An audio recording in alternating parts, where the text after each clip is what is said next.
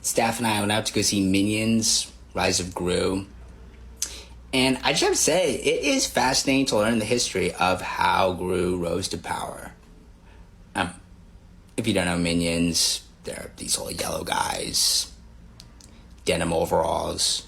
They speak in a kind of gibberish language. Yabba babo, dabi bibo, bonana. Minions is a prequel to the Despicable Me franchise. Rise of Gru is a sequel to that prequel. Essentially, the Minions will seek out the most despicable person they can find. In this case, Gru. And it just got us to thinking, who in our society would have minions if they were real? And are they real? And where can I find them? And how despicable do I have to be to get some? Well, today on our show, we will be answering all those questions and more. I will be attempting all manner of heinous acts in order to court the minions. Will I be successful? Find out when This American Life returns. Stay with us. TBTL. For one thing, I have no shame before another mortal. All my shame is between myself and Christ. I'll never drop my eyes to another human being. It's like the most requested thing when I ask on my Facebook what you guys want to see from me. It's like, get drunk, get drunk, get drunk. And there's a time and a place for it. And guess what? That place is now and that time is now. Do I wish our fans were a little more hip? Yes. Do I wish they were a tad more on top of their hygiene? Absolutely. Do they have a confused look in their eyes like a dog that's heard a strange sound? Yeah. But strap that dog to a sled and baby, you'll be flying across the tundra. All right, hello, good morning, and welcome everyone to a Wednesday edition of TBTL, the show that just might be too beautiful to live. It's called The Danger Witch, and it's dangerously good. My name is Luke Burbank. I am your host. Be careful, though. It's spicy. Coming to you from the Madrona Hill studio, perched high above the mighty Columbia, where we've had some snowflakes coming down. Snow, and more snow.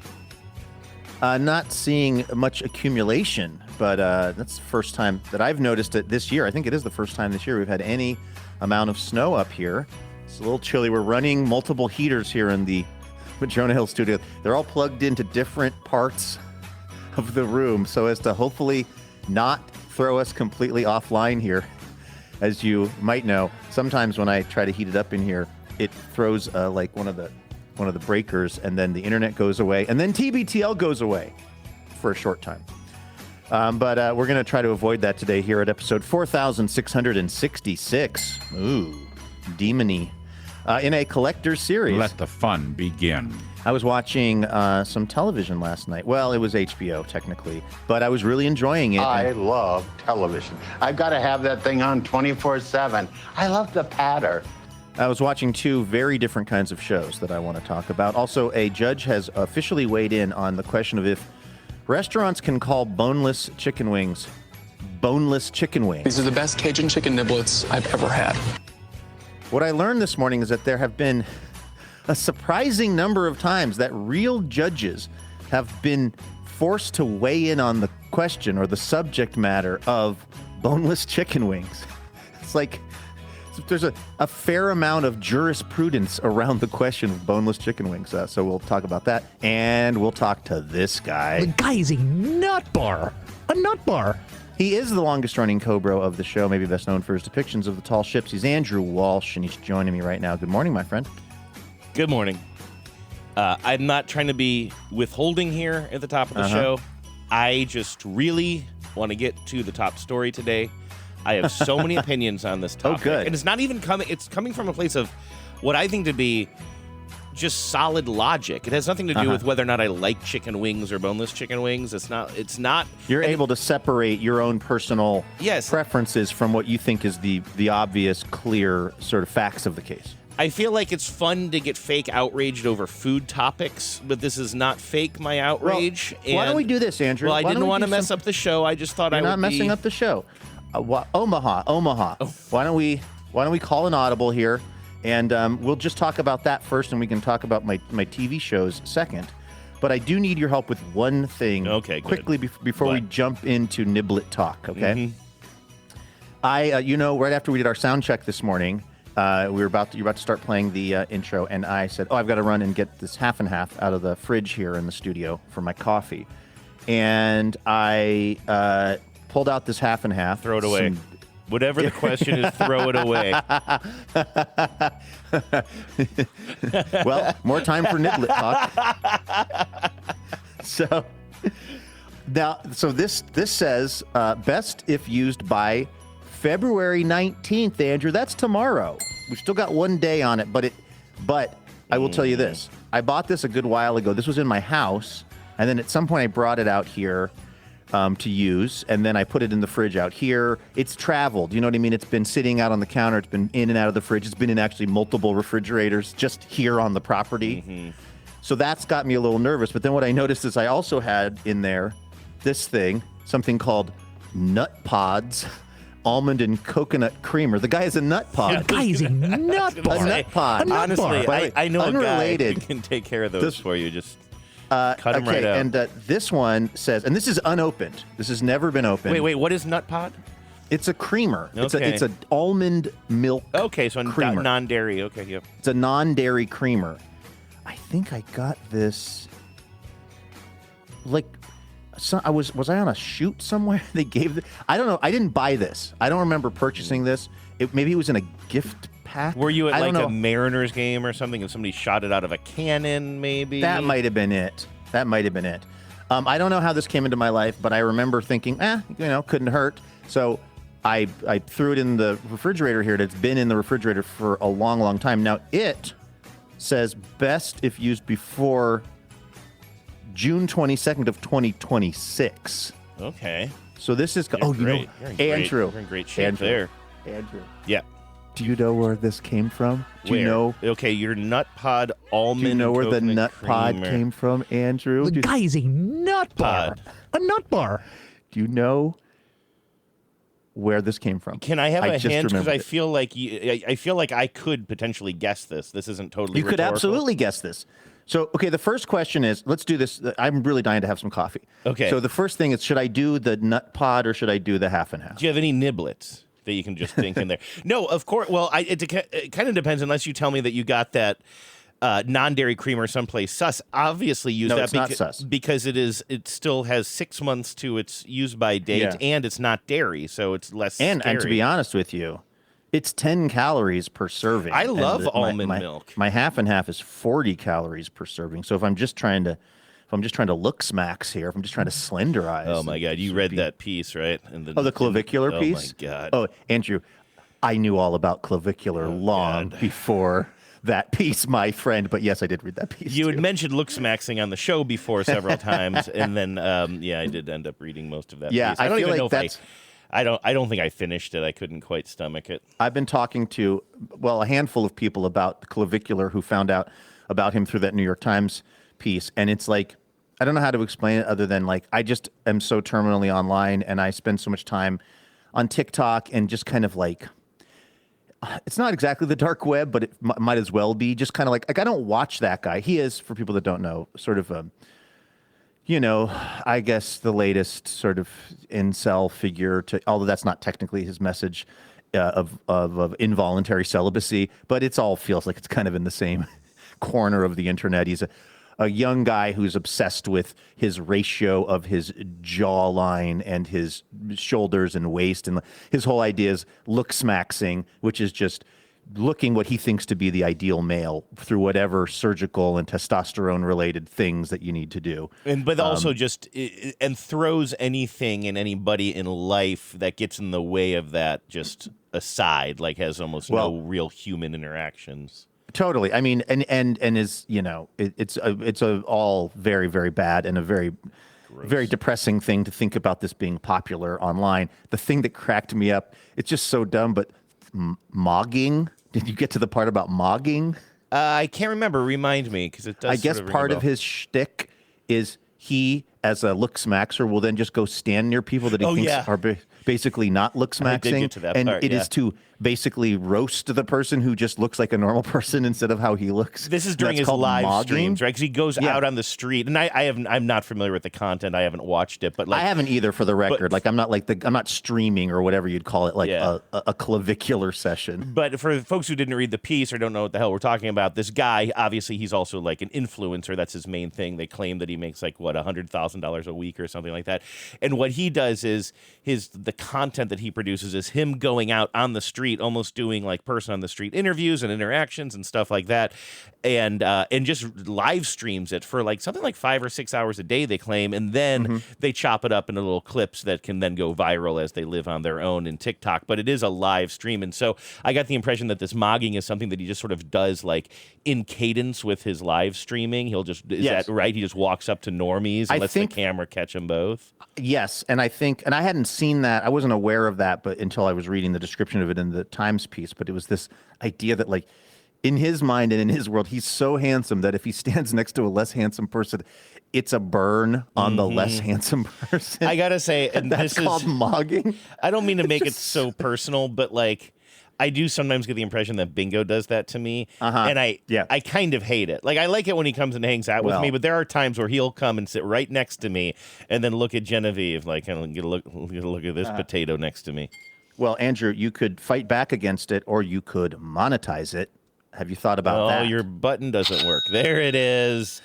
I must have switched this thing off without even realizing it. Remember, this is the one that a listener sent me that has an on-off switch so the battery doesn't die? Which is great. I must have had the safety on. Had the safety on old Betsy here. Wait a second, though. So where did you get to the creamer? You're going to give me a hint as to where you got that almond milk. Okay, well, first I'm going to just use You're going to use the almond milk because, again, it's non-dairy and it's within its proper window. I'm going to use the nut pod. The nut pod. The nut pod.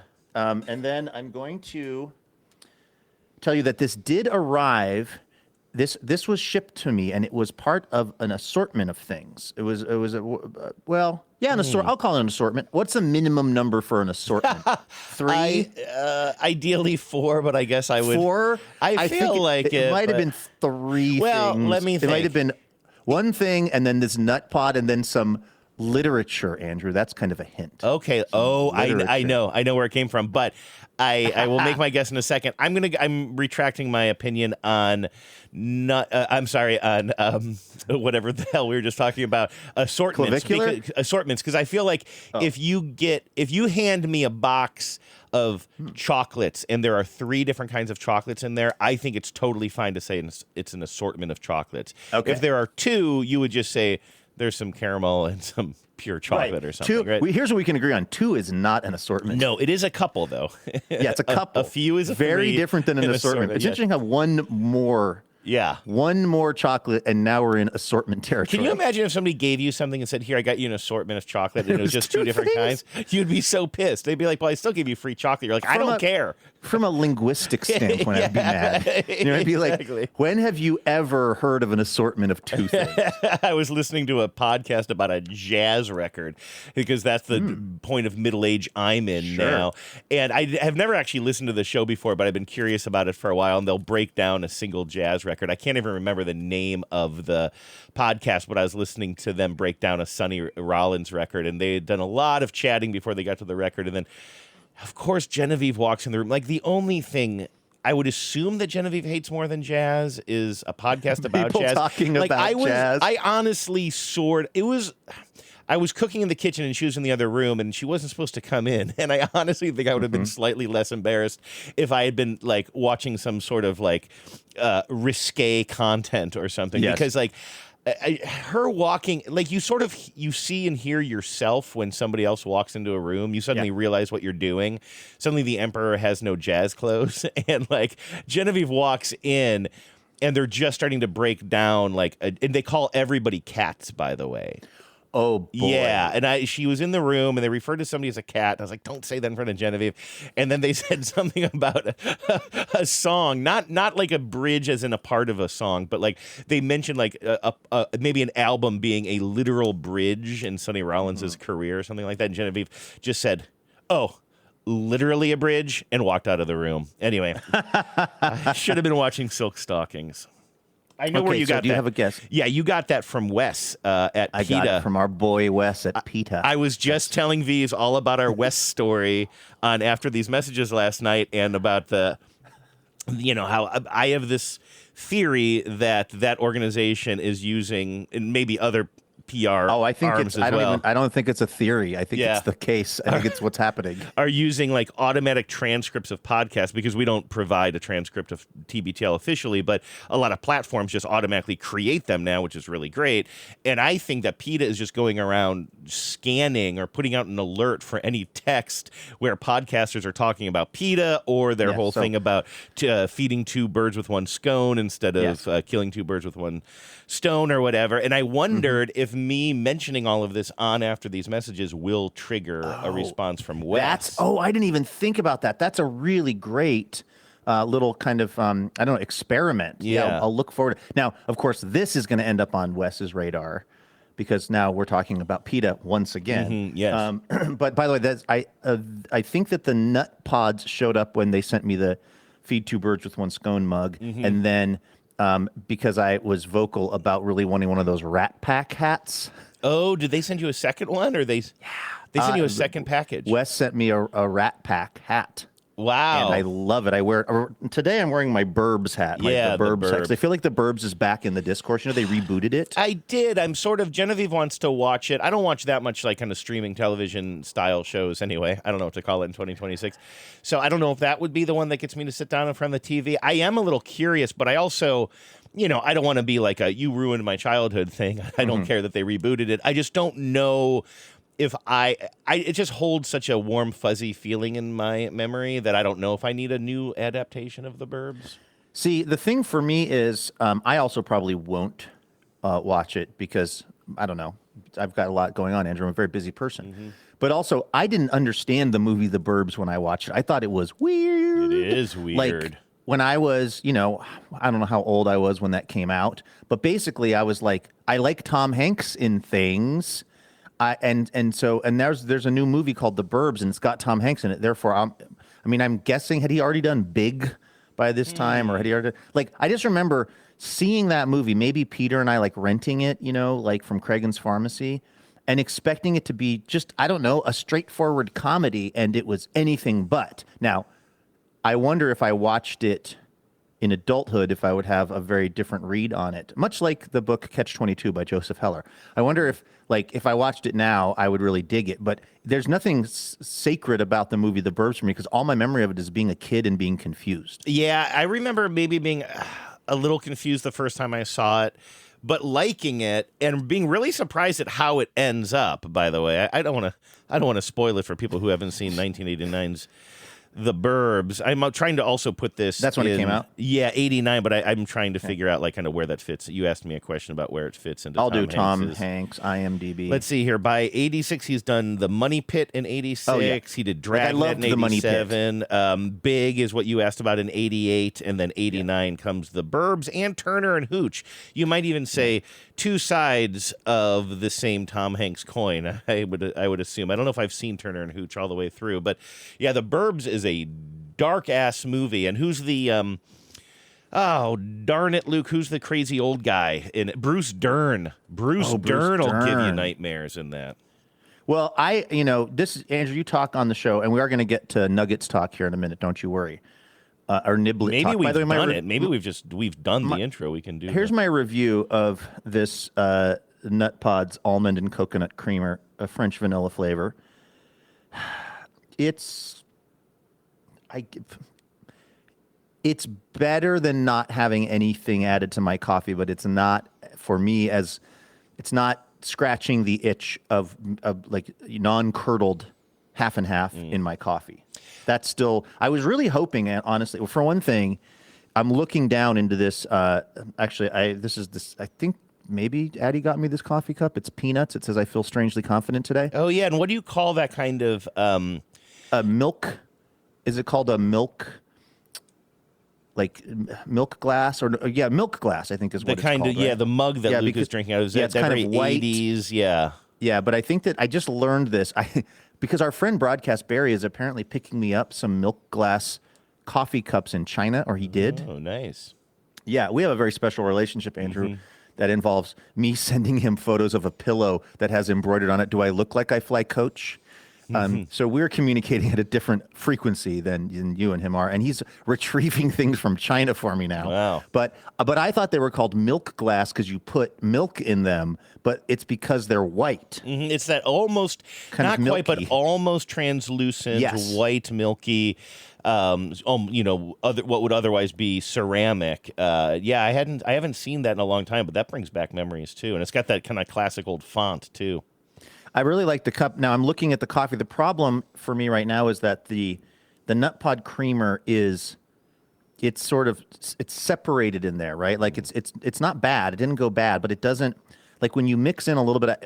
I know you're not a half and half in your coffee person, but for those of us who are, there is this like perfect ratio of like you get just enough half and half in there, and then the color of the coffee changes a bit, and then you kind of have everyone has their little like what they want the coffee to look like to tell them that the ratio is correct. And Like that's the because I cop happen to- holding the little scale up to Peter Griffin's face to figure out whether or not he should arrest him. Are you familiar with that anti-racist meme? It's from an episode of Family Guy. Obviously, Peter Griffin is pulled over. I don't know if I've ever seen the episode, but it's a meme that goes around a lot because basically, I believe the cop is holding up like some sort of a color scale that goes from light to dark, and then comparing it to Peter Griffin's skin color to decide how to approach this situation. Well, it just looks like it's very hard to describe, but what it's you know what it actually looks like is when if you do pour half and half that is a little bit past its prime, that is a little bit curdled into a cup of coffee, it's just all kind of like it's separated. It's not all one thing. And that's sort of what the nut pods is doing, even though it's not spoiled. See, now, I love almond milk myself, but I don't use it as creamer either. I don't know if I've ever even. So while I don't drink cream in my coffee, I make coffee, or I'm like the poor man's barista over at my volunteer gig. So I'm always like, and I'm paying attention. Like you said, you're watching for the color. I know certain customers like their coffee with more cream or what have you. I love almond milk in my cereal, but also I was a little concerned about the fact that you said that's flavored as well. Like, are you tasting too much vanilla? I don't think you need extra no, I don't mind flavoring. that. In fact, when I even with like if I put almond milk in my cereal, I like the almond milk that has a little flavor kick to it, a little vanilla, a little something going on there. So I don't hate it. I just thought that maybe it would be much for you in your coffee. Anyway, okay, go ahead, Luke. All I was going to say to wrap up our conversation about the burbs and about this hat is that I bought it because I just thought it was funny because it's kind of like, my name-ish. And I said I bought one for each of my brothers. I kind of had this fantasy that we would all be wearing them together for some reason at like a family hangout. That is not, I don't know if they like the hats as much as I did, but I don't know anything about the movie. And it's sort of like in the way that you are concerned about wearing a hat for a team that you don't feel like you have enough knowledge around. Like someone's going to be like, ask you a question about that team and you're going to seem like I'm doing that exact thing wearing this hat that says the Burbs. Because other than Tom Hanks is in it, I could tell you almost like I didn't even really know that Bruce Dern was the old coot in it or something. But I believe he plays like an ex-military guy who's pretty aggressive, and one of the Coreys is in it. I get all the Coreys confused, and I don't think his performance is amazing. What is the book on him? Like, I'm not even joking. This is such a dumb conversation to have, but like, what is the Corey Feldman? Is he the kid who ended up kind of growing up to do Michael Jackson impressions, or is Corey okay? That's Feldman. So there's Corey Haim who passed away. Yeah, okay. And had a lot of substance issues. Yeah. Then there's Corey Feldman, who has embarked on what I think is a kind of a fascinating thing, really, which is he has always thought of his maybe true passion as music, and he has been playing. These. I get the sense that they're like pretty elaborate and pretty like long concerts. He's constantly touring his band. I think it's like Corey Feldman and Corey's Angels or something. I think the backup band is called Corey's Angels. And he sometimes is dressed kind of in the style of Michael Jackson. He has a lot of really like kind of interesting dance moves that he's kind of invented. The music doesn't seem to me to be particularly great, but he's been doing this for like, I don't know, maybe going on 20 years now or something, to where he's sort of built up a cult following for it. And my sense is it's a lot of people who kind of maybe started off going as a lark, like, hey, the child star Corey Feldman's got a band and it's kind of weird and it's kind of not good. But it seems that now, like, he sort of willed this into being kind of a thing. You know what I mean? Which is interesting, because I could see somebody trying to launch a music career and it just flames out, or somebody launching a music career and it goes great. This is somehow in some liminal space of, like, it's not great, but somehow he's still doing it and has continued to do it. It is so dedicated to it that it's almost like he just willed it into existence. Is Macaulay Culkin still doing his band too? I don't know. What I do know is that Macaulay Culkin was supposed to be doing his podcast, I think either right before or right after ours at the Thing Festival. And then he I think bailed. Macaulay Culkin is also having, I don't know if it's a resurgence. I feel like he just got a star on the Hollywood Walk of Fame. And like, I feel like he just got a star. Is there a waiting period? Like, he should have gotten one when he was a kid. he got, well, what was notable about it was that it was in the last year or two. And Catherine O'Hara, was one of the people who spoke, and she spoke very lovingly and eloquently about him. And a lot of people are kind of revisiting that now that she's passed away. But yeah, it was not that long ago. And I kind of wonder, like, what is the deal with Macaulay Culkin these days? Because obviously, huge child star. I know he was in, was it Party Monster? There was a kind of a movie, I think, about a murder that went down in the, like, New York sort of rave scene. And I think he was in that. But it's like, you don't see him in a lot of stuff now. But I don't know if that's because he's not being cast, or he might have just decided he doesn't want to act anymore. Also, is he financially set enough to not act? I don't know the economics of being Macaulay Culkin at this point. Did he make so much money from those movies that he never has to work again? Does he do cons, like, conventions? I don't really know. But what I know is that, he was on the Hollywood Walk of Fame. I think he also might have received some kind of another award recently, where I don't think it was an Oscar, or maybe it was a Golden Globe, or maybe it was an honorary Golden Globe. I feel like there's been, like, Macaulay Culkin has been showing up places, and everyone's been really happy about it lately. And that's interesting to me. I think that there was a long time where we hadn't heard from him, and then, I don't know, a while back, in the past 10 years or something, he would pop up every now and then, like with this band thing, which is very much not for me. It was some sort of parody thing called Pizza Party, wasn't it like or Pizza something. Cat or something? Yeah, something like that, and he plays kazoo or something. Like, it's definitely not for me, but I do like that. I don't know. I always get concerned about child actors and who they will become, and the outside forces on them, even if they were successful as kids. Like, but what can that do to a person growing up in that atmosphere? And he seems like, whenever he has popped up, like, even if he's doing something that's not for me, he seems relatively well adjusted and has a decent take on himself. My feeling, and of course his brother is huge now, and which is like acting.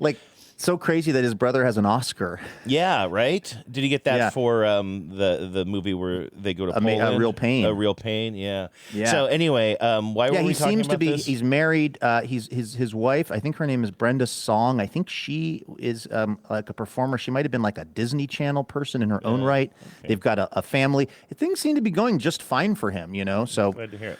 Go Macaulay Culkin, as it were. Okay, now, Andrew, we've finally, 28 minutes later, we've arrived at your favorite part of the show. The Dazzlers? We was hoping for some razzle-dazzle. Razzle-dazzle.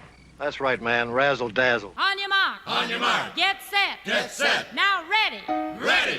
Go. Everybody razzle-dazzle. All right, let's thank those dazzling donors before we get to Niblet Talk. In fact, this Niblet Talk is brought to you by Madeline Kanai, who's in Golden Valley, Minnesota. Kenai, pronounced like the Hawaiian island of Lanai. That's pretty good. I guess you have to definitely know how to say Lanai. I think most people I don't know do. if you heard it in my voice it's funny, I said Madeline Kenai with great confidence because I had read that little pronouncer. And then when I arrived at the word Lanai, I thought, wait, am I saying that right? Oh, speaking of saying things with confidence, and I don't want to get into a fight on Madeline's time here, but there was something you said during the show yesterday that, like, really threw me for a loop, and I had to fact check it later. I'm sorry. Oh, no. But the newspaper is out of D.C. Oh, it is? Yeah. You know what must have happened? I thought it was. Well, I was interviewed by somebody in the Current, and they were in Minnesota, so I think that in my mind just made me think that the paper was also based there. But yeah, the D.C. would make a lot more sense. Because I remember, I know that they aren't they are not. I'm sad part you of even left that in the NPR. show because that was the most confusing. Not just because I was wrong. I'll be honest with you. Like. If I had looked it up before posting, I would have stripped that out because I'm not looking to like make either one of us sound wrong more often. I just thought it was so boring. We're going like, which? It's like a who's on first, but like so much more boring. Like, you mean the Current, the radio? No, the Current, the paper. But they're both based in Minnesota. Right. Anyway, and they're not. Sorry, one for is being loud American wrong. University. Anyway, Madeline, I'm sorry okay. for that fight, and we had to get it out of our system so that we have now nothing but love for your message.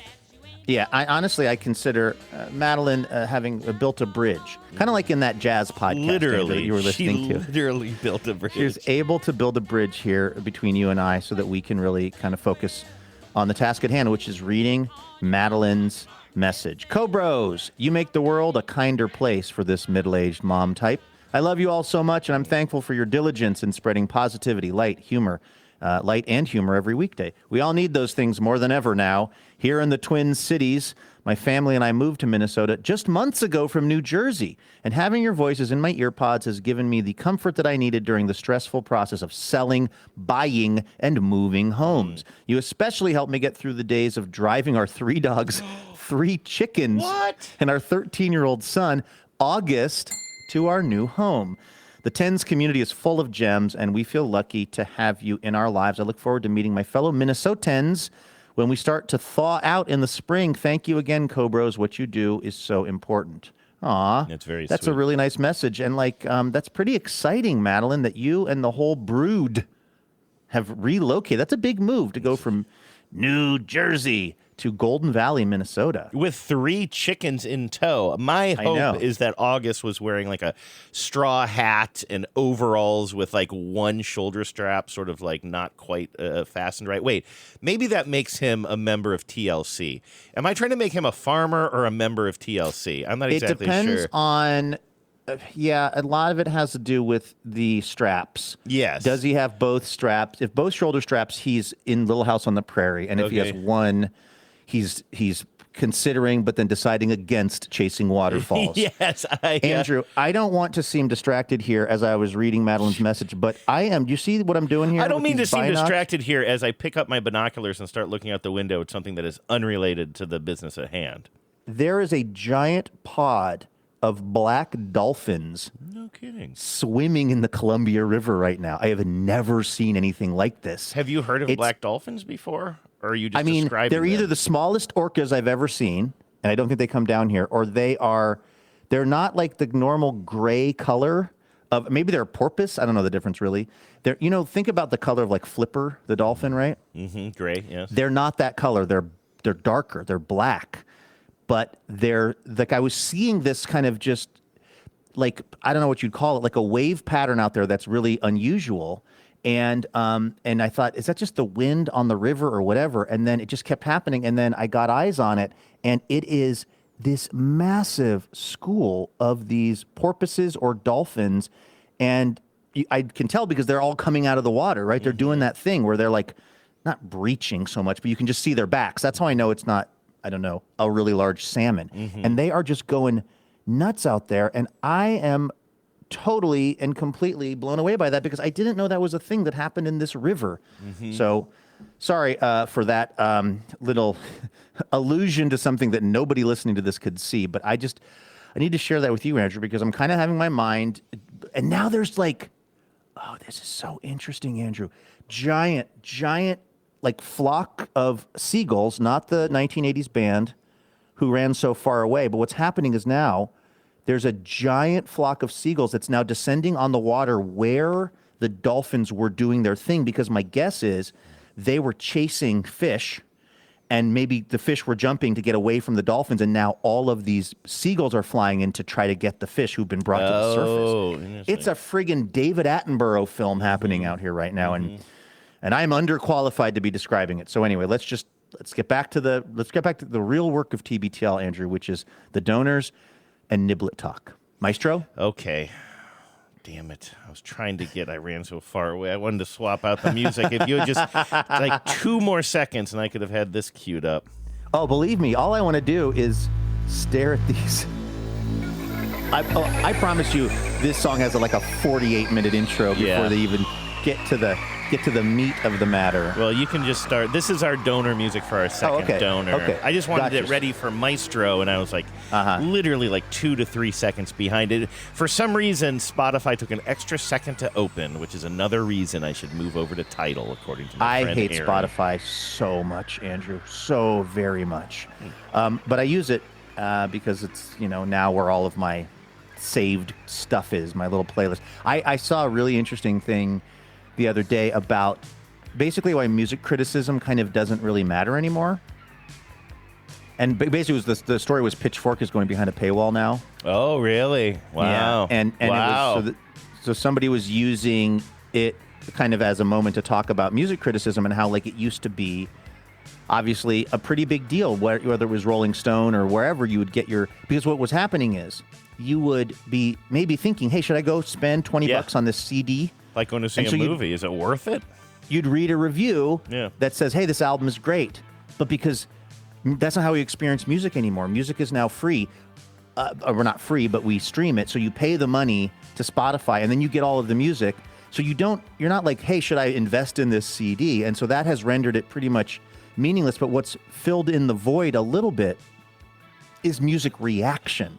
I don't know if you see this stuff on TikTok, but now the move is somebody listens to fill in the blank music for the first time, and you watch them experiencing the music. Usually there's somebody who already has some kind of social media following. So you see them listening to whatever for the first time and kind of vibing with it. That's now more popular than music criticism. It's music reactionism. And you mean that those reactions are for new music? Because I know that trend of like, hey, somebody who's like, I don't know, 20 years younger than us listens to a classic 90s Something record for the first time. You're not talking about that. You mean like more of like modern, like what's going on in the culture Maybe now. that's sort of where I guess maybe that's where the analysis breaks down, because I still think that's mostly people reacting to things that are older as opposed to like so-and-so. I have seen it before where it's like so-and-so reacts to the new whatever, but it is more of a nostalgia play or more of a like, this person's never heard Michael McDonald before. Right. Kind of thing, This child's never seen a rotary phone before. Yes, exactly. We also have to thank Beth Wright of Seattle, Washington. Beth Wright, not wrong. That's Beth was helping with the pronouncer, which I appreciate that. Beth says heaps and heaps of thanks to Luke and Andrew and John for wrangling this community of thoughtful and caring tens. TBTL is a favorite part of my day, especially in these times when things around us seem to be spinning out of control. This year, I'd like to hear the drop of the Australian twins who finished each other's sentences. Both the tape and Luke and Andrew saying, "Ar, nar," Ar, nar. to each other always makes me laugh. What you do is so important. Do you have that tape? Yeah, I'm sorry I didn't have it ready, but I'll have it ready here in 1 second. I'll as give soon a little as I find context. the Flock of Seagulls song. This was a crazy story that came out of Australia where there was actually like a kind of a violent incident. Somebody was running around with like a weapon or something. And these two, these twin sisters, I want to say it might have even been their mother, had confronted the person. Mm-hmm. They were relaying a story that they had heard about this kind of incident that was going on and by the way, we found out much more about these sisters. They like work at some sort of a facility that's for like sea rescue or something.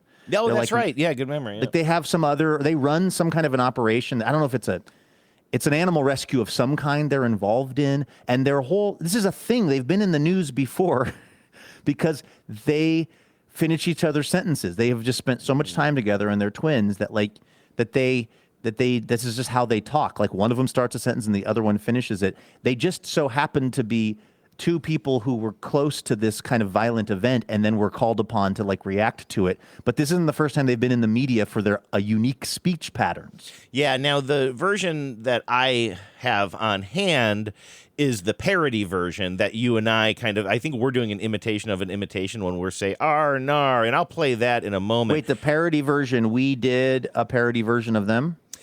Pardon me? When you and I say "ar nar," we're more imitating the two young women on TikTok who did an imitation of these original twins. So I'm going to play for you a little bit of the original twins, and then I'm going to play for you what I find to be very, very charming, which is the two comedians who then do an imitation of these two women. And I think that when you and I say "ar nar," we're more mocking, or not mocking, we're sort of more parodying the comedians. But here are the real people: Bridget and Paula Powers. With our mum, and he went up there, and he was coming back down towards us, and he goes, "Run! He's got a gun!" And our heart started to pound, and I said, "Well, Mum, where's Mum?" And poor Mum was stuck up there, but apparently our brave Mum, she goes, "Are you all right?" Because he had all blood all over his face. And he goes, "I'll shoot you." She goes, "Hey, I'm here to help." And Mum distracted him to make him look the other way, and he looked the other way, and Mum ran into the bush behind the fence. And the guy goes to her, "I'll find you and I'll shoot you." So you will be unsurprised to hear they are wearing the same exact outfit, which seemed to be like some sort of almost like scrubs, like blue scrubs with little bunnies all over them. It might have been around Easter.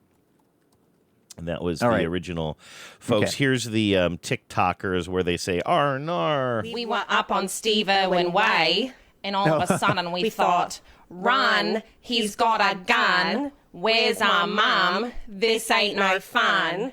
And our hearts started to pound faster than a kangaroo hopping through the bush. And our poor mum was stuck up in a tree like a koala bear munching on eucalyptus because he had blood all over his face. And he goes, "I'll shoot you." And Mum was distracting him to make him look the other way. Kind of like the toilets here. They swirled the other direction, and he looked the other way, and Mom ran into the bush behind the fence, and he goes, "I'll find you, and I'll shoot you."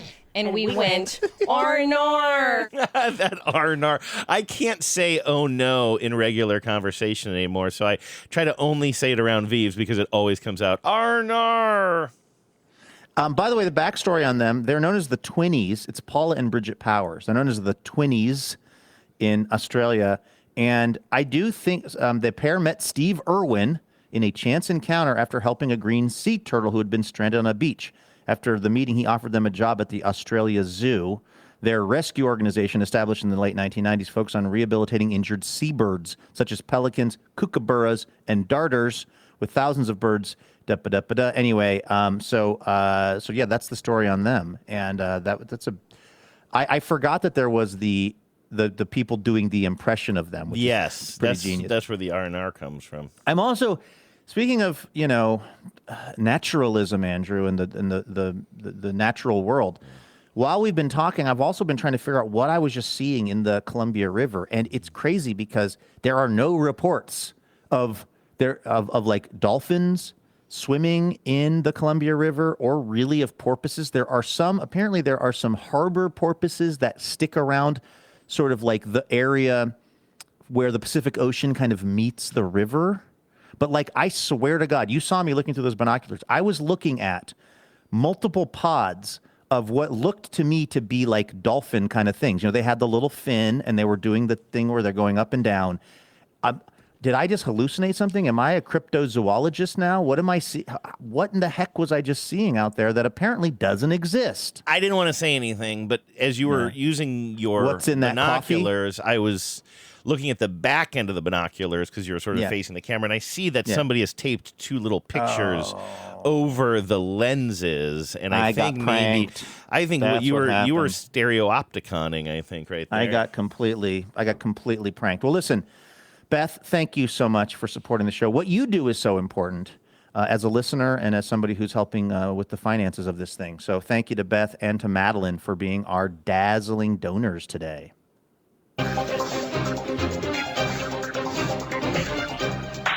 Hello and welcome to Top Story. All right, let's talk niblets. The Seattle Times today, I think it was originally a New York Times article, but it was, written by, it's our friend Alexandra Petri. Oh, formerly of the Washington Post. So she's at the Times now, I guess. Oh, interesting. Good for her. We love her coverage of things. Headline, boneless wings are still wings, a judge rules. In an opinion, heavy on chicken puns. A district court judge ruled Tuesday that the boneless wings at Buffalo Wild Wings could indeed be called wings. The order, in a lawsuit filed by a Chicago man in 2023, was dripping with skepticism at the claims that the chain was misleading consumers about its boneless wings. The judge was John Tharp Jr. of the District Court for the Northern District of Illinois, dismissed the claim brought by Amin Halim, saying it had, quote, no meat on its bones. Despite his best efforts, Halim did not, quote, drum up enough factual allegations to state a claim, end quote, Tharp said in his ruling. Now, let's just take a quick moment there, Andrew, to, I don't know if this is starting at the interesting part of the story or not for you, but I do not like it when judges take part in wordplay. However trivial the issue, I do not like it when judges try to be funny with puns. Oh, I couldn't agree more. It's straight to jail. Straight to jail. Well, straight to jail with you, sir. Disbarred. With prejudice. No, wait. Yeah, with prejudice, meaning we're not reopening the case. Oh, is that what that means? Well, yeah, I got to remember this. You know, I've been wrong about a lot of things lately. So when charges are dismissed with prejudice, it means they can never be brought again. When they're dismissed without prejudice, I believe it leaves the door open for the charges to be refiled at some point. Well, anyway, I'm with you. I don't have much more to say other than to double down on what you're saying. I mean, I find it.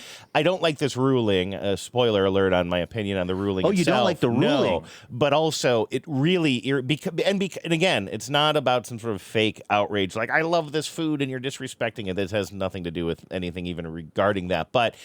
I actually think it is an interesting issue. I think it's quasi-serious, and I think that this is bullshit. The judge acting like the worst, like, news writer at some sort of, like, newspaper that's down to, like, 2 employees, and they're just a frigate on the seas of bad blogs, and they have to fill some daily quota, so they write about the sausage festival, and they try to put as many puns in there as possible. Like... That's bad enough when it's coming from so-called journalists. Let's keep that out of the courts. I actually thought the judge made an okay... I thought the judge's logic in it was fairly strong. So this is what the guy who brought the complaint, this is Mr. Halim.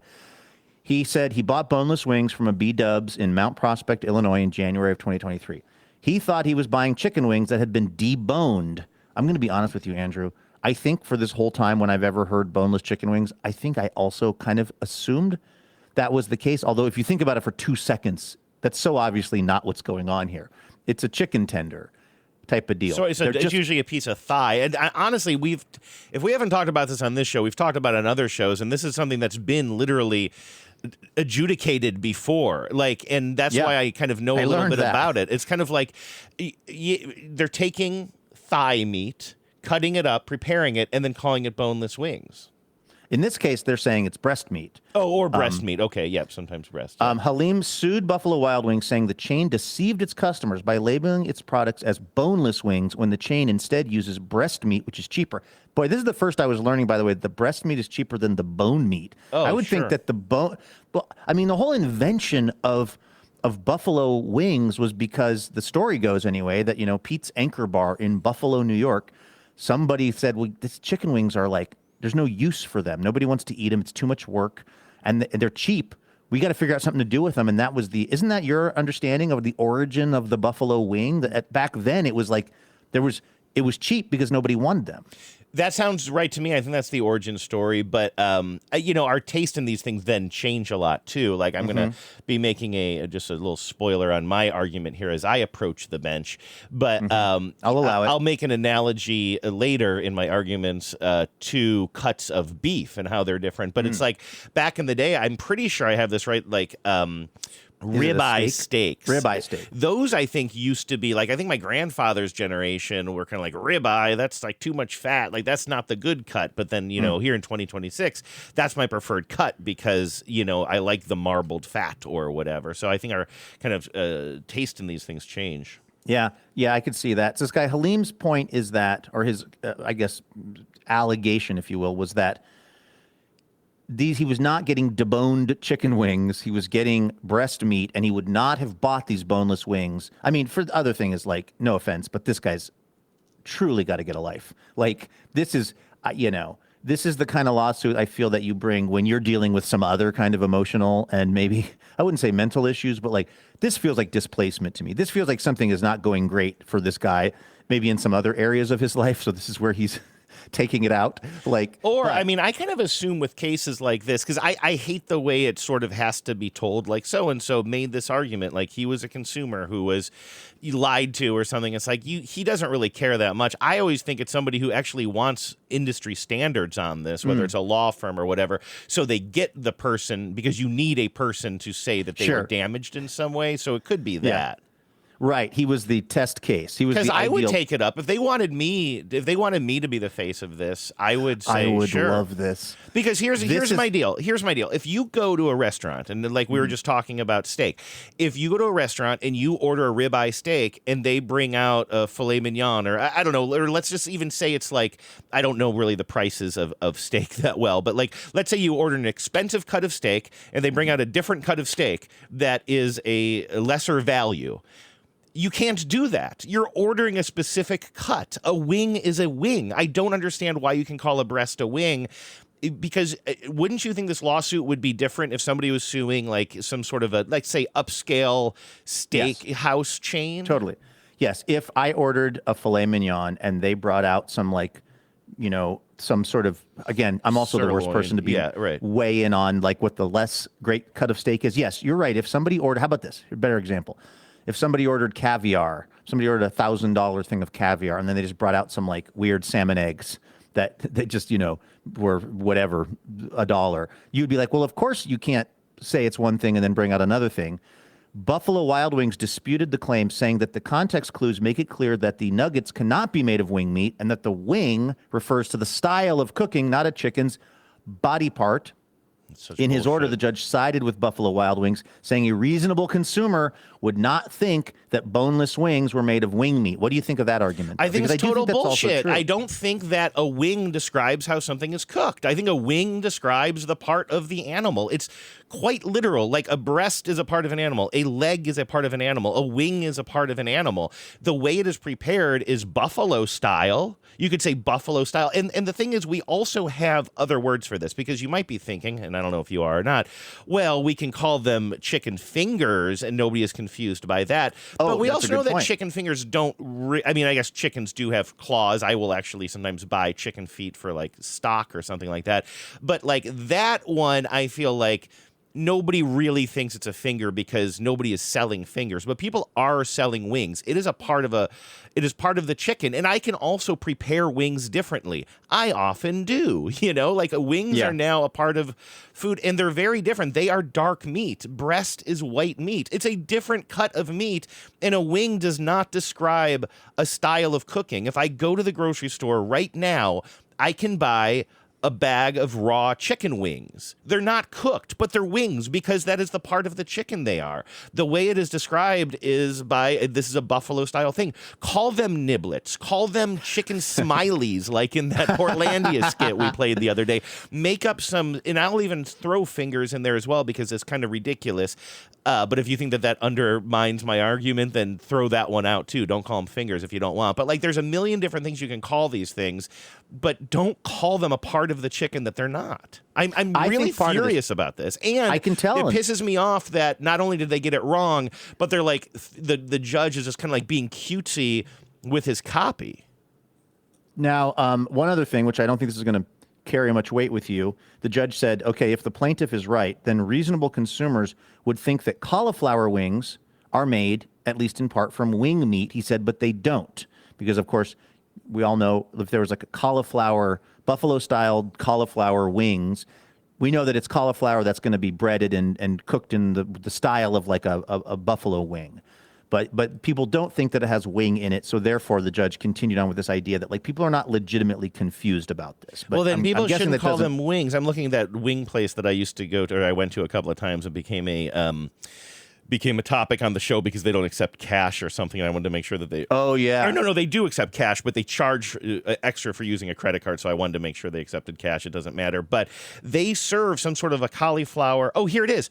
Under a section called Not Wings, you can get cauliflower that is tossed in a sauce. Like, I don't know what places are calling them cauliflower wings, but I would probably eliminate that language too. And if a lawsuit ended up saying, okay, we're not calling these things wings anymore, but like, I don't think a lot of places places are calling them cauliflower wings. I might be out of the loop here, but like you can call them something else. The preparation is the buffalo style. What I was surprised by was that they said in this article, it's not the first time boneless chicken wings have caused legal action and other drama. The Ohio Supreme Court ruled in July of 2024 that a man who ordered boneless wings should have expected the possibility of bones. So this is like really flipping the script on this. This guy was suing because he said that he was injured by a bone fragment that was in his boneless chicken wings. So whatever it was, breast meat, thigh meat, whatever the origins of the meat was, they allegedly didn't get all the bones out. So he's eating what he thinks is a boneless product, and then he says injured by a bone fragment. But the Ohio Supreme Court basically sided with whoever made the boneless wings, saying the guy should have still understood there was a possibility of bones. Then in 2020, a man in Lincoln, Nebraska, delivered a passionate plea to his city council to remove the name boneless wings from the menus in the city. Now that's your guy, Andrew, right there. That's a freedom fighter for the cause that you're supporting here. Is just get rid of the name altogether because it's misleading. I was surprised at how often boneless wings are making it into the courts of this country. I think also, and by the way, you make a very good argument, Andrew. I'm not disagreeing with you. It's clear you have passion around this, and I think some of that is because first of all, I don't eat a lot of chicken wings anymore just because I don't eat a lot of that stuff. But even in the days when I ate lots of meat, I was not particularly drawn towards wings. I would have them sometimes. Camaro Kevin, I would go to Wing Dome or whatever. Most of that was an excuse for me to drink whiskey and have a beer with my friend. But like, you talk about, like, I know that it's a treat for you that you enjoy. Like, if the football game's happening and you're doing freezer feast, you'll get wings sometimes. Is that right, or whatever? Like, I think this is a space that you play in a lot. So you've got thoughts on this. Well, yes and no. That's why I didn't want this to be like, hey, I really like this food, and so therefore, like, I'm not trying to turn this into some sort of a ketchup on hot dogs thing. Because the thing is, I don't mess around with what you would call boneless wings or chicken nibblers or whatever. Like, if I'm getting wings, I'm getting wings, Like, for me, that's just the irony. It's just a logic. I would go boneless. It's just it's a logic argument to me. Like, I just don't. This does not apply to other meats. I don't understand how you can take a cut of meat, serve it, brand it as something else, deliver it, and then the court is just going to cheekily like have fun with it and say, "Oh, everybody knows." No, they're different cuts of meat. And where is the line then? I honestly think like somebody should. Maybe, I mean, I don't know. I guess you got to find a steakhouse that's disingenuous. I don't know. I feel like this can be challenged just on a logic level. This just drives me crazy on a logic level. I would feel the same way if it was about like some sort of cottage cheese product. Sure. I think that the next project for TBTL is to get you elevated to an Obergefell level candidate for some kind of Supreme Court precedent-setting sort of case. I do wonder if this conversation sort of negates my ability to do that, or kind of takes me out of the running, because in court they could play this conversation and prove that I was just out to make a point, not that I was actually injured. Also, they now know that I don't order boneless wings, as they call them. Right. Yeah. I wonder if you've invalidated yourself from being the kind of like ideal, like what, litigant for this kind of a thing. Yeah, I think I was also then just trying to look up, and I was trying to figure out who Obergefell was in the case of Obergefell versus Hodges. I wanted to make sure Obergefell was the good person. I think they were. Obergefell versus Hodges is a landmark decision of the United States Supreme Court, which ruled that the fundamental right to marry is guaranteed to same-sex couples by both the Due Process Clause and the Equal Protection Clause. But let's see. I don't know who was who. You would be the good person. You would be the person on the side of justice in this case, Andrew, is my point. I thought you were looking up the litigant in this case to see. Let's see. Eamon. Well, he does. Hallam. He does. By the way, he's not out of options. He can file an appeal in this case based on some other kind of technicality. So we may not have heard the last of Mr. Halim. And you could maybe start a GoFundMe for him or something, Andrew. Absolutely, or really a get behind this guy. Character witness. Absolutely.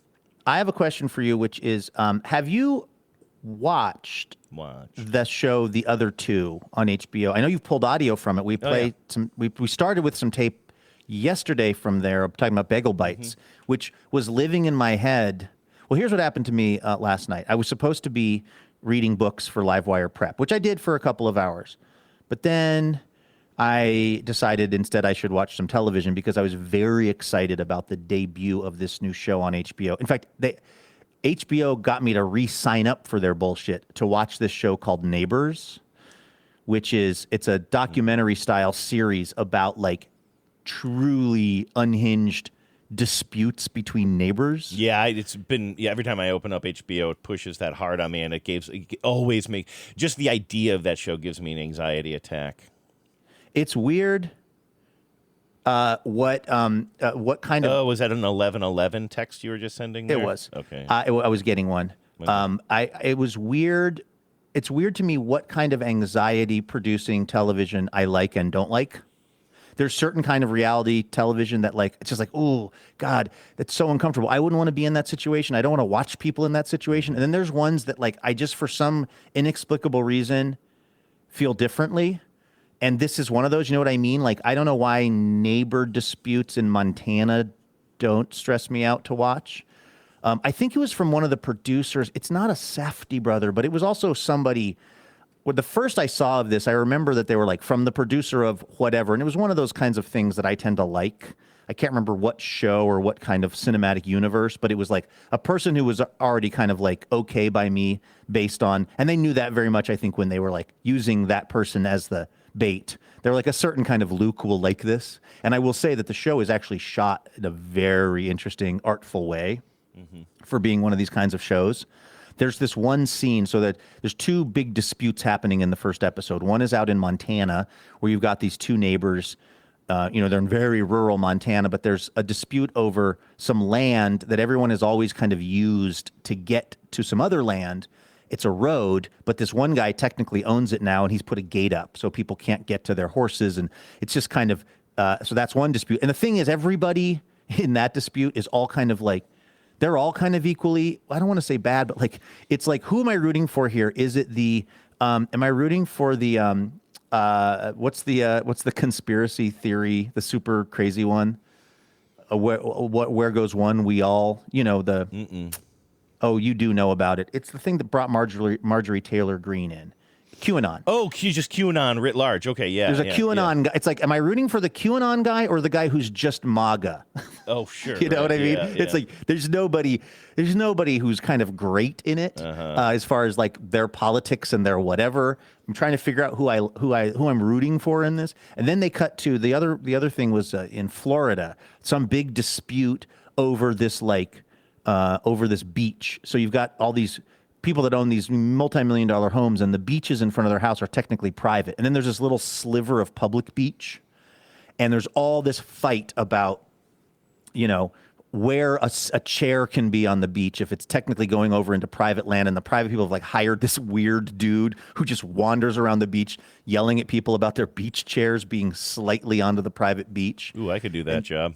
And then you have this guy who's, I think, the most interesting character in the entire kind of story, which is he is a former Church of Jesus Christ of Latter-day Saints. He's a former Mormon. He and his wife, I think, or girlfriend, they were in the Mormon church, and then he soured on that whole thing.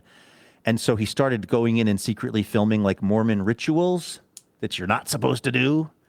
And he became like, his thing is just, he's a First Amendment advocate. That's how he styles himself. And what he just does is he just shows up in places with like 11 selfie cameras strapped to himself, and he's just filming and filming and filming, and people always get mad at him because they're like, what are you filming here? And he's always like, I'm allowed to be here. Like, it could be anything. Like, his deal is he goes to places, and it's not ideological in any particular way. He's not trying to solve any universal problem. He's just trying to stand in places with all these cameras on and then get yelled at and then yell at the people. And they film the whole part of him on the beach yelling. He's yelling at the guy who's going around telling people they're on the private beach. That's this guy's whole move. But they film the whole thing. I think he has like a crazy fisheye camera lens on top of him or something, or it's just an editing effect they do.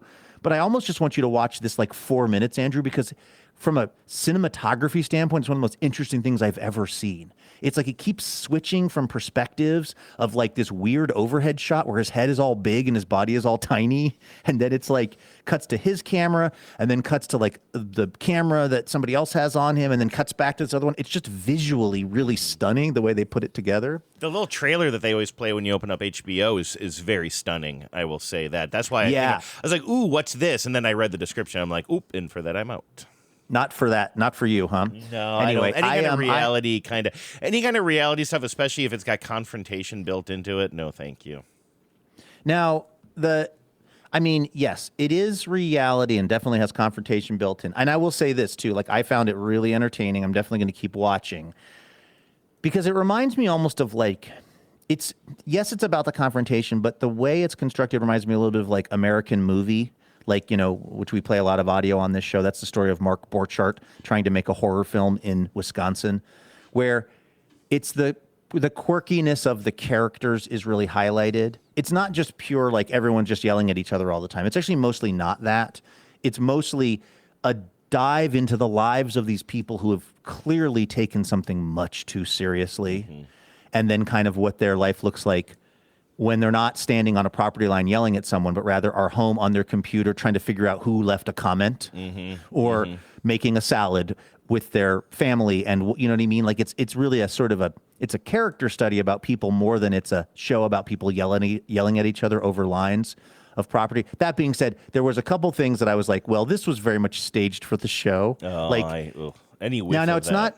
Now, here's the thing. It's not that they're putting words in people's mouths, but the people in Montana, there is this moment where they're actually involved in some sort of a civil case, and the judge orders that there is a mediator who is supposed to come out and try to basically mediate between these two groups of people who are mad about this gate and this horse pasture. That's the other thing, too, not to get into the details of a show you haven't watched, but the guy who's like a YouTuber and he's really into like the Shire and stuff. He kind of makes like old weapons, like weapons that would have been in Loader, which by the way, powerful Walt Burbank vibrations. He's the one that moved out there with his family and eventually erected this fence and is very mad that these horses, these beautiful, Andrew, wild horses, kind of semi-wild horses that are owned by these other people will come and be like in the pasture that he technically owns. And it's like, I've never seen anything more beautiful than these horses running in a pasture. And it's not like this guy is growing crops out there, just scrubland. And he hates it so much that he gets on his ATV and like scares the horses off of his property, which the other people are alleging is illegal. You're not allowed to scare horses with a motorized vehicle in Montana or something is their contention. But it's like, hear that, it's like when people, the nut pod, it's working. I feel myself, the change is coming, Andrew. But like that, I can't think of anything that would be more relaxing to watch out on your undeveloped Montana land than horses running wild and free, even if they're a little bit technically coming on to your area. It's not like he has a thing going there that they're messing up. He just owns all this, acres and acres and acres of land that he's not doing anything with. And I would seem like horses would be the best case scenario out there. But he's like, they're just pests because he's so mad at them. He's so mad about what he feels like is him being disrespected that it's made him hate the sight of beautiful wild horses. Maybe this show sounds more like a cautionary tale for me too. Maybe a reason I shouldn't watch it because I get so in my head about like cars being parked rudely and how it's disrespectful. Well, that's what I'm saying. I mean, listen, I'm not telling you what to watch, Andrew, but it does make one consider that if you're ever in a sort of a real intense feeling about something, that it could be about other stuff. I mean, definitely all of the people that are in this have lost touch with kind of reality at this point, and they're just in the fight for the sake of the fight now, as opposed to whatever the original kind of jumping off point was. But what they do with the mediation, this is where I was like, okay, they definitely staged this to be this way. The mediator that comes out, he drives out on his Harley, and they've of course got this whole like shot of him coming down this country road on his Harley, and then where they make the two families meet this mediator, not in an office, not in a room somewhere in town or some kind of neutral site. I guess it's technically a neutral site, but it's one of the fields, and the mediator is sitting on his Harley.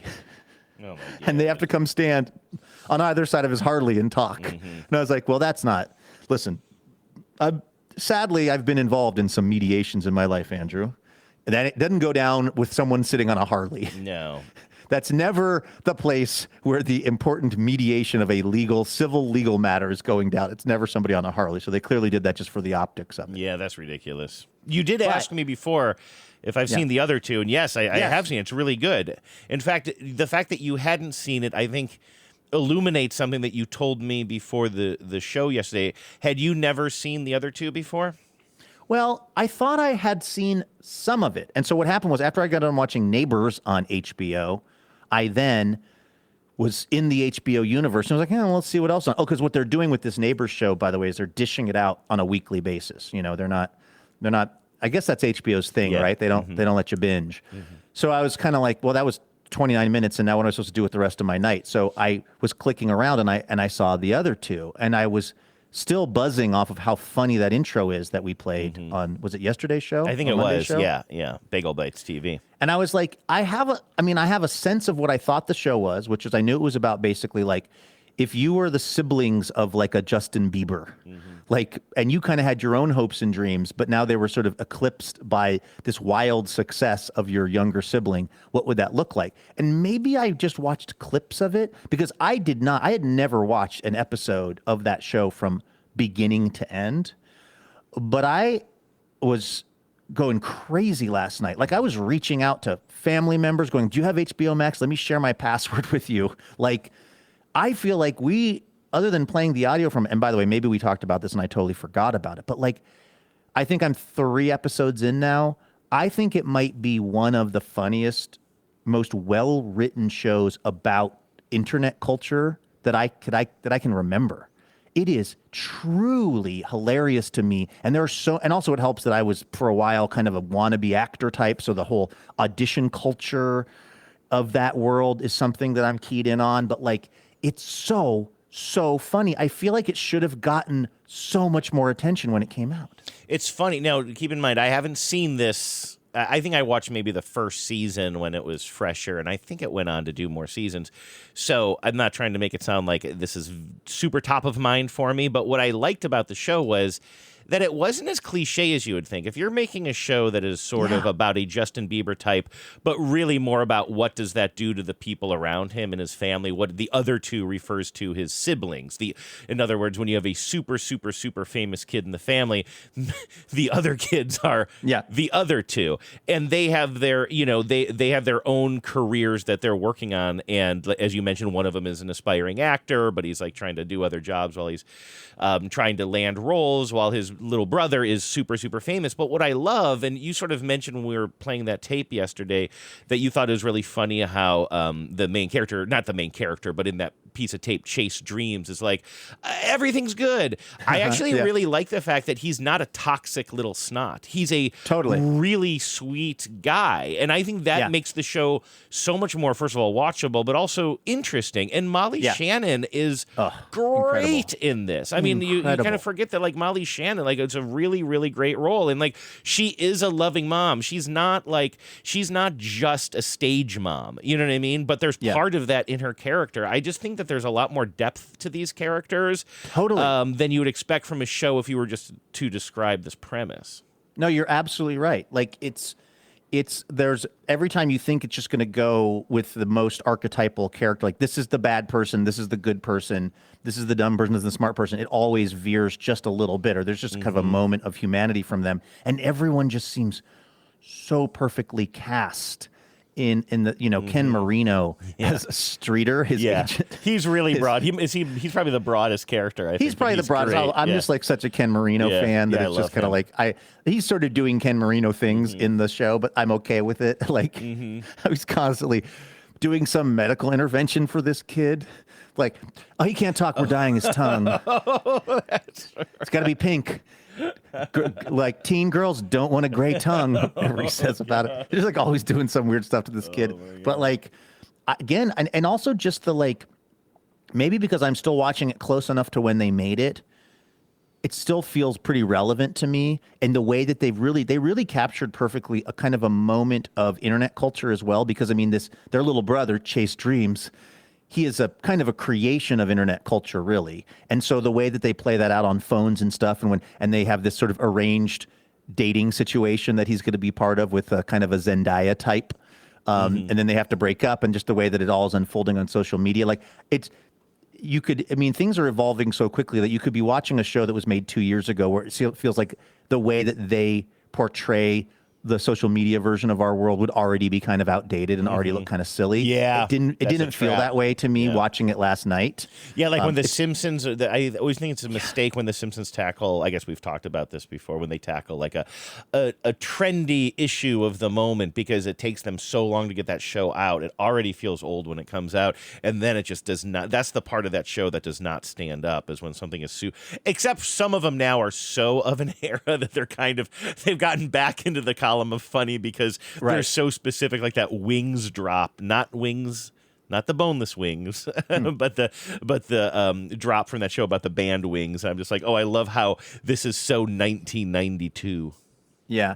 All that is to say, I am loving this show, and I'm so glad that I stumbled back on it thanks to that intro drop, and then thanks to me paying the home box office company, whatever it is. I'm so weird with money. Like, I'm doing the version that has commercials. HBO? Yeah. Okay, I want to talk about saving this. like $7, but and then I have to watch commercials. It's like, why? I spend $7. There's something about whatever the cost was to have no commercials seemed to me to be ridiculous. So I went with the cheaper one, but like I waste $7 on a lot of things. Why am I going to make my experience with HBO worse? It's $7 a month, though, right? So that adds up. But well, I live with Genevieve, so we have the HBO with the commercials, and also the Netflix with commercials or whatever. And usually that doesn't bother me too much. I'm not usually, if Genevieve and I are playing cards and watching like an old movie that I'm half paying attention to, and a commercial comes on, it doesn't bother me.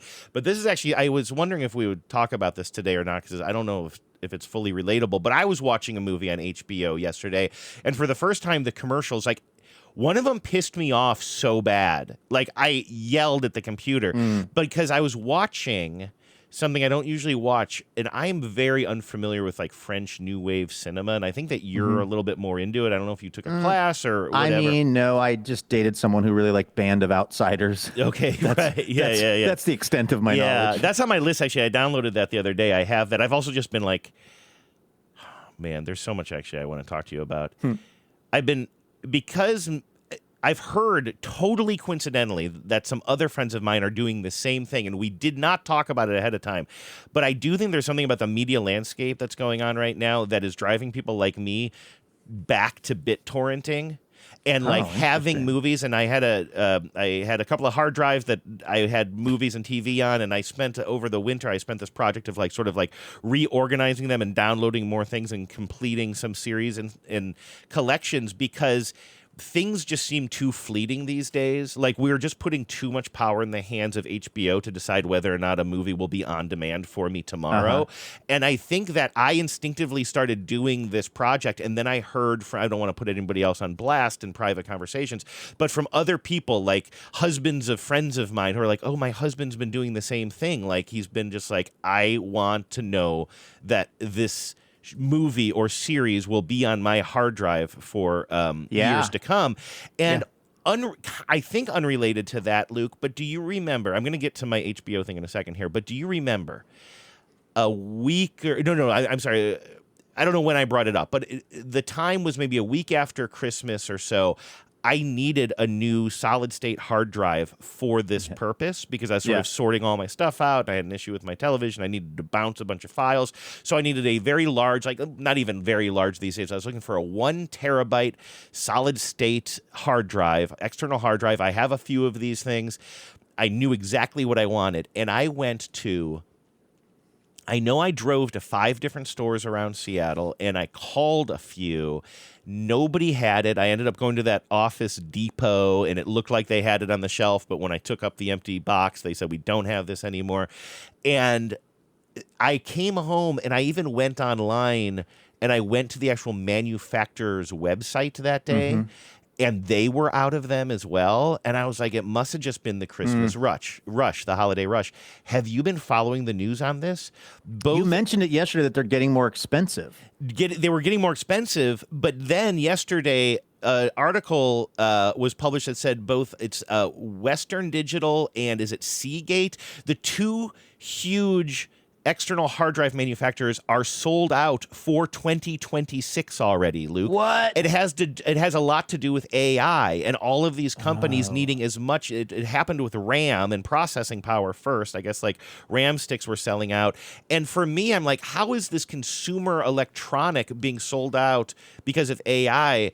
But we actually even got a note from our friend Lynn Pham about this yesterday. It has to do with just like they are gobbling up as much storage space for, I don't know if it's for workstations or whatever it is, but people are just like, they cannot satiate this beast of AI. And so because of that, I cannot get another hard drive. That's nuts. And basically they're not prioritizing the consumer experience of buying hard drives. I don't know if you're Googling this now. And I am looking at a PC Magazine article. AI demand clears out Western Digital's hard drive supply for 2026. Can you believe that? So like I can't. So a few years ago, or like right around the pandemic, I told a story about how during baseball season, I used to like to go at the beginning of the season and just buy a pack of baseball cards. And then suddenly I found it really hard to find just a pack of baseball cards. And we found out within weeks that it was because of this huge trend of people buying up all the cards and doing their openings online, and like baseball cards not just being fun anymore, but more of like it was kind of swept Card up breaks. and it was almost like that whole Bitcoin-y kind of thing. Like everybody was obsessed with like speculative stuff. And so like this is the second time that I just went out to buy something and I couldn't buy it anywhere and I couldn't figure out what was going on, and I dismissed it until the news story comes out that no, this is a global phenomenon. We can't buy frickin' hard drives anymore. Now, did you have, let me try to remember the story. Did you physically have one in your hands and you decided against it? No, I went to the shelf at Office Depot after having struck out and they everywhere. They had the plastic box, the plastic but not the empty thing. box, and I take it to the front, and the guy was apologetic. He's like, I don't have it. And like at that point, after having dreamed this all over town, and then finally had the box in my hand and was like, you guys are my saviors. And then him saying, no, this is on the shelf, but we don't actually have it in stock. And I was so bummed about that. So anyway, I saw that story last night and I was like kind of freaking out about it. Well, I do think you're onto something with, I guess, a certain sort of tech savvy corner of the culture, and also Walt Burbank, which is maybe because of all the depending on how the content gets resold or licensed or for how long. This idea that you could get your HBO Max subscription, but then something could be on there, but then not on there, and now it's like now I can't watch it because it's landed somewhere else.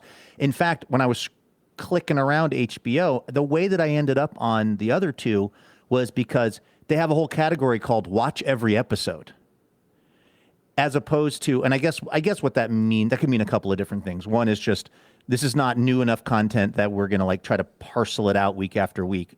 But I took it to mean some of this stuff that's in HBO, that's a series, they don't even have every episode in there maybe. Oh, interesting. I thought it meant that it had all posted already and you could binge it. Maybe that's what they mean. I mean, so maybe that undermines my argument. I was going to say, it would be annoying if you were subscribing to HBO and there was some series that isn't one that's actively being released. It's, let's say it's from a couple years ago, and it's like they BritBox you. Yeah. Which is I can't overstate what a ripoff I think BritBox is, because if you're into that kind of stuff like my dad is, and I sort of am, you can't just go on there and watch kind of what you want. It's sort of the leftovers of whatever they feel like putting up. And it could be a random season of a show. It could be a random episode, which is not how that episodic TV should work for you. But anyway, my thought with HBO was when I saw Watch Every Episode, I took that to mean, well, we've got the whole thing here if you want to watch it, whereas some of the other stuff might not have everything, which would be really annoying if it's the case. But I may have kind of misunderstood what the point of that was. But I think even more to the point is when you're scrolling through movies, if I have HBO open, I'm usually looking at movies, and there will be a bunch that'll be flagged that says leaving soon, you got to gamify this idea of I got to get this because it's leaving, as opposed to just I have my collection, or I can go to Scarecrow Video. Okay, so I do want to talk really briefly about this movie that I watched yesterday, because I Had no intention of watching this movie. I had not heard of it when I had woken up in the morning. And then I watched it kind of throughout the day in 3 parts, and I realized I can't stop thinking about it. And that doesn't. And so it's by somebody named Agnes Varda, a filmmaker named Agnes Varda, who I believe is a French filmmaker. I don't know if you're looking this up. Yeah, I don't know if she was born in France, but I think she was a French filmmaker. And part of in the 1960s through I think the 1980s or something like that. And apparently very, very well respected. Yeah, I've definitely seen her. Like these pictures of her, it's like I was aware of her in the culture, although I couldn't tell you about her movies, but she's very iconic looking. Yeah, she is, yes. And I had not. I do not think I'd ever heard of her before. And again, this whole era of film, even though like I kind of, during college or whatever got quote unquote into film, like I just never got deep enough to this, which, this is an era and style and genre of film that is celebrated, right? And I've always felt like, I should get more into it, but I don't know anything about it. But I'm just scrolling through Blue Sky yesterday, and somebody, I literally don't even know who it was, not somebody I know in real life, sort of vague posted about some movie, which I think Off the Top of the Dome, I think it's La Bonheur or something like that. I have no idea how to speak French, but it means happiness, basically. Okay. And it's from the late 60s. And some people described it as a horror movie or a drama. And I realized that people were categorizing it in very strange ways. I really wish I hadn't seen that somebody had called it a horror. Some people categorize it as that. That is a way of interpreting it later. But if anybody's thinking about watching this, get that out of your mind right now. It is not a horror film. There are certain techniques that the camera does that are sort of will be reminiscent maybe of what a horror film does, but it had a short running time. I'm like, what is this person on Blue Sky even talking about? I've never heard of this person. And it was one of those things where I had a little bit of downtime. I had prepared my After These Messages show, but I wasn't ready to record with Genevieve yet. She was still doing real work. And I was like, well, let me just see what this person is talking about. So I Google the movie. I see that it's on HBO. It has a short run time. And I'm just like, well, let me just see what this is like. A movie about suburban Paris in the 60s. It's got to have some eye candy in it. So I just dial it up on my computer thinking I'm going to watch 5 minutes. I have no idea what it's about because it's just sort of this very pastoral, slow-paced film about a working-class family outside of Paris for the first 45 minutes. And it's really beautiful and it really sucks you in, but it's not really about anything. You're just getting to know their lives. And then it essentially ends up being about infidelity and then how that sort of all works out. But the style of filmmaking, I mean, first of all, it is so incredibly beautiful. I'm watching it most of the time thinking, it was literally 15 minutes till the end. I'm like, when is the big thing going to happen? Like, when is some small things have happened, but the last 15 minutes of the film, maybe even the last 10 minutes define the rest of the film. And there's nothing shocking or super over the top. It's just, I can't get this film out of my head. It was just a lark that I looked up in the middle of the day, and I've been thinking, it was the first thing I thought about when I woke up this morning. Like, I can't get this movie out of my head, and I can't exactly even tell you why. And maybe because of the ambiguity within it. Like, I spent last night reading a bunch of essays about it and everything, and I do think it's about the ambiguity.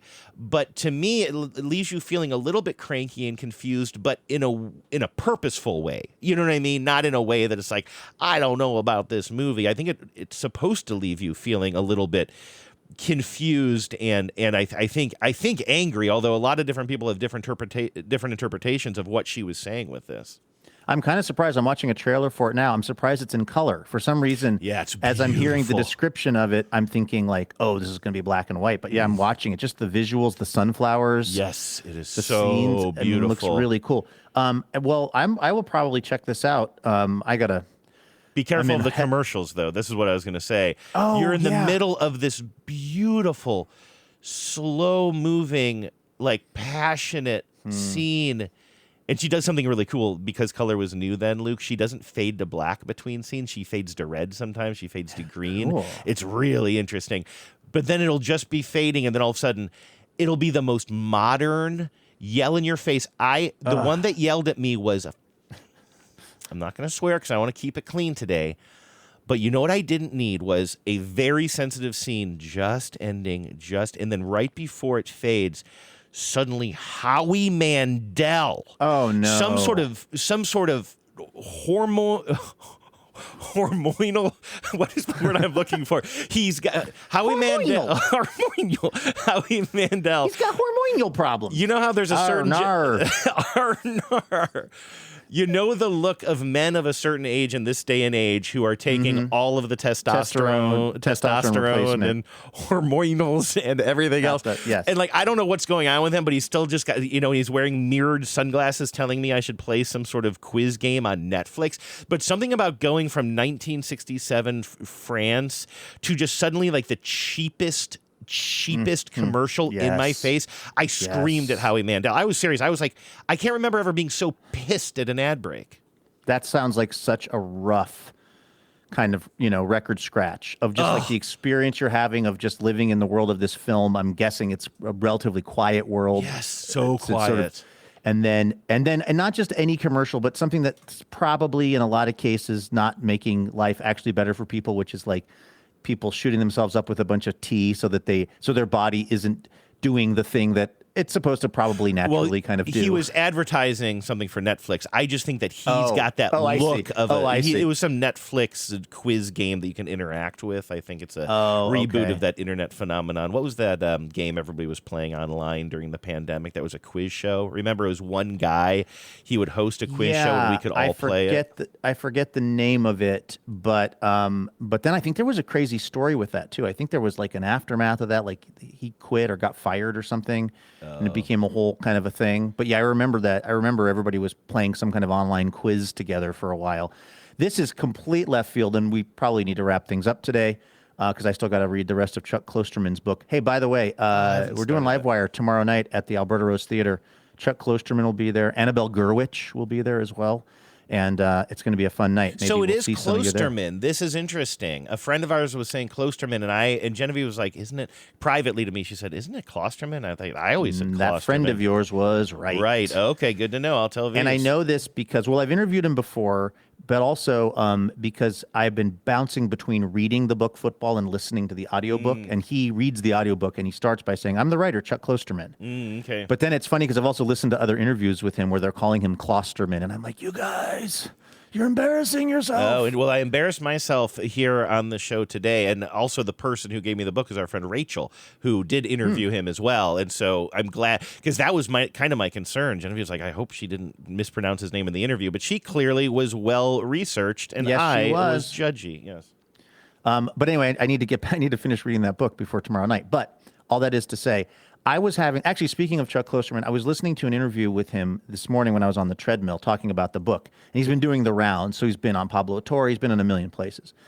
And so I found one that was I don't know if you're familiar with this, but there's a guy, his name is, I think, Ryan Holiday. And he's become very well known for stoicism. He's a, relatively young guy. Very kind of fit guy and like a kind of a TED Talky guy. Although I like him. I think he seems actually measured and smart. And his whole thing is talking about Stoics and kind of what we can learn from the idea of Stoicism in modern life as a way of kind of emotionally regulating ourselves and just approaching our lives. And I find a lot of what he talks about to be very compelling. So I'm looking at all the different interviews that Chuck Klosterman has done, and he's done one with this Daily Stoic podcast. I was like, okay, this will be a good, interesting conversation. And it kind of was, but it started like so many of these things start, including Pod Save America, including, I'm trying to think of some other examples of people that I really respect. And I'm not trying to throw anyone under any buses, and I want to also offer this. No one's approaching us to do any. I thought of this when you mentioned like Howie Mandel looking like a person who's on some kind of a something or other. Mm-hmm. It's wild to me how many podcasts that I really like and respect also do ads for like just kooky medical shit that's unverified. And it's just like, now again, no one's offering us any money to do this, so it's an easy call. I don't think there's any, if somebody was like, here's $100,000 to talk about this thing, I would probably find a way to talk myself into feeling okay about it. And I'm not trying to sound judgy about what other podcasters are doing. Again, particularly in a format that's never been really presented to us much. But it's weird to listen to a podcast where the whole thing is kind of like about stoicism or it's about kind of understanding the higher mind and the higher form of life and da-da-da-da. And it's like, let me just tell you about such and such. Hey, it's so-and-so. Let me tell you about this supplement and da-da-da-da. And and I'm always just like, oh man, like you have really kind of done yourself a reputational disservice to me by doing these ads for these things that are kind of unverified. And they might do some good stuff. They might not. I don't know. But it's funny to me that at the end of the day, there are so many of these podcasts. And again, I guess it's an indication that they are popular enough that the supplement companies want to pay them a bunch of money. But it's just like, it's just funny when a podcast that prides itself on being essentially no bullshit has to start by doing something that strikes me as kind of inherently bullshit. Yeah. And honestly, and I'm not trying to turn this into a pitch, but it's these conversations that we would be having off air as well that is just a reminder of how special our funding mechanism is. There is literally, I'm not saying nobody does as a podcast the style of podcasting that you and I do in the space. Nobody has the funding model that we have, which is 100% listener supported and in a way that can support a daily full-time podcast, and that is if you and I we would not be able to do TBTL. We would not be able to get enough of those kinds of ads to support the show if we did not have listener support. Like we simply wouldn't. Every now and then when we worked for American Public Media, they would suggest some sort of an ad for a supplement or something, and you and I would say, no, we don't do that. But we weren't taking money out of our own pockets. We were just saying, APM, you're not getting us to say that stuff so that you guys can get a tiny bit of revenue. But I just know based on the industry and our particular download numbers and everything, the types of ads that we would have to do if we had any ads at all would be really disruptive to the flow of this program. Yes, I shudder. It would be that Howie Mandel thing. I shudder to think what we would be offered and how many of those we would have to do to even earn a nickel. It just would not be sustainable. So if you don't mind me just taking this opportunity to once again thanking our listeners for keeping the show alive, because this is at this point, this is the only way TBTL works. 100%. No, that's actually a really good point. I don't think that's overly I don't know, I'm turning this into a sales pitch, but yeah, you're absolutely right. Like we just don't have enough downloads for the advertising money to be meaningful. And also you're right. Like, I don't know if you're familiar with the bottom of the barrel, but sometimes you turn the barrel over and there's an area of ground under it that's really dead. It's just brown dirt now with worms. There are worms. That's where that's who would be coming for us beneath the bottom of the barrel. And meanwhile, we have this crazy thing that's happened where we get to do this show 5 days a week. It's supported by the listeners, even though I have rapidly declining testosterone.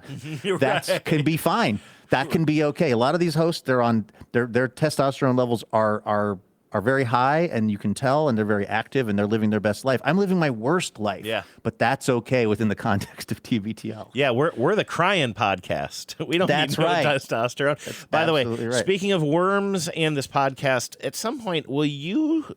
Maybe we need more of a raison d'etre, but I've been watching a lot of French films. Yeah, a lot of ooh la la. At one point, she did say, one of the characters says, "Here it is," and to hear her say, "Voila!" It was wow. But anyway, Paula Poundstone has worms. She loves talking about her worms. Can you just text your friend? Remember, she's got she talked about it on our podcast once, and she talks about it on Instagram. She will send people worms, right, for their compost, or she'll send you compost with worms in it, I think. Andrew, why is my brain so broken? How would I not remember Paula Poundstone telling us about worms? She told us all about this, and I believe you. She has videos as well, and sometimes I think about her and her little worms. And are you looking up now? Because I know I've played some of her videos before. Paula Poundstone. I'm not wrong about this. What if my brain is broken? But I was just thinking I would love to have her back on the show to talk more about. Oh, here she is on TikTok. She's on TikTok. Well, I'm sure the listeners would love it. A lot of people think I'm kidding when I say that I'm a worm farmer. I'm not kidding. Here, Wendell, show my. This is one of my worm bins. There's I don't know. They don't count off that well. There's probably about 1,000 worms in there. In fact, if you write to me at paulapoundstone.com, I have for you the How the Heck Does She Do It package, where I send you a pound of worm waste for your garden and a video showing some part of my worm farming process and introducing you to the worm that I name after you. Now, a lot of people think that's fake too. They go like, you can't talk to worms. Worms don't come when they're called. You know what? That's because you're not doing it right. Yes, they do. Watch this. I've seen this. You take a tube like this. She's got a big and you put it in there. Tube she's sticking in the dirt. And Carol. Carol. Come on, Carol. Come on. Come on, that a girl. Come on, Carol.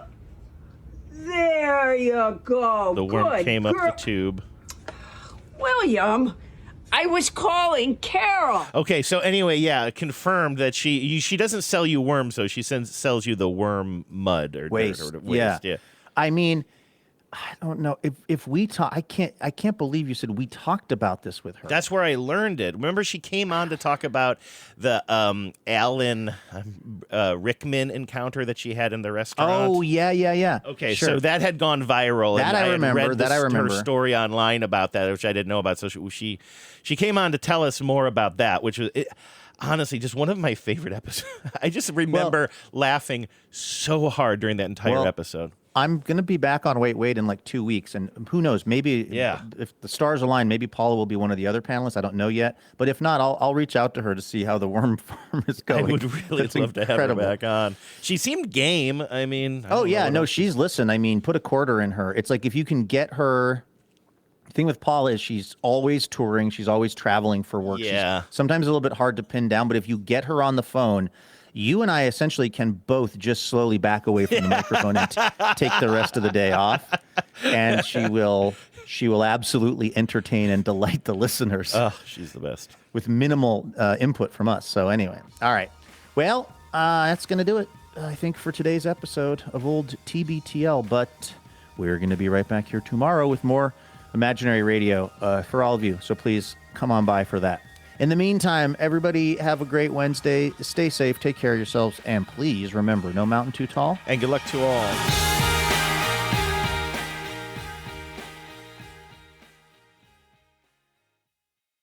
Power out.